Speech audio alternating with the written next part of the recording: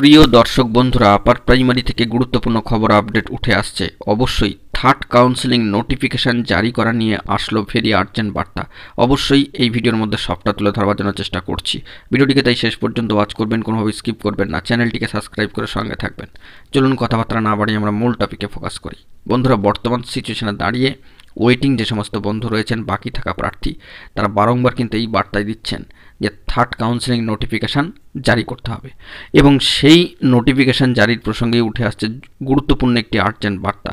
যতটুকু জানা যাচ্ছে যে পশ্চিমবঙ্গ আপার প্রাইমারি চাকরি প্রার্থী মঞ্চের গুরুত্বপূর্ণ সদস্যদের তরফ থেকে, হবু শিক্ষক শিক্ষিকা মহাশয়দের তরফ থেকে একটি গুরুত্বপূর্ণ বার্তাও কিন্তু উঠে আসছে যে আগামী সপ্তাহের প্রথমেই আপার প্রাইমারি তৃতীয় কাউন্সেলিংয়ের নোটিফিকেশান জারি করতে হবে। এই মর্মে কিন্তু অবশ্যই বার্তা দিয়ে দেওয়া হচ্ছে পশ্চিমবঙ্গ আপার প্রাইমারি চাকরিপ্রার্থী মঞ্চের তরফ থেকে। আমরা জানি বর্তমানে 2025 সালের জানুয়ারি মাসের প্রথম সপ্তাহ অনগোয়িং রয়েছে। আজকে কিন্তু 3 তারিখ, অর্থাৎ 3রা জানুয়ারি, এবং আগামী সপ্তাহে প্রথমেই আপার প্রাইমারি তৃতীয় কাউন্সেলিংয়ের নোটিফিকেশান জারি করতে হবে।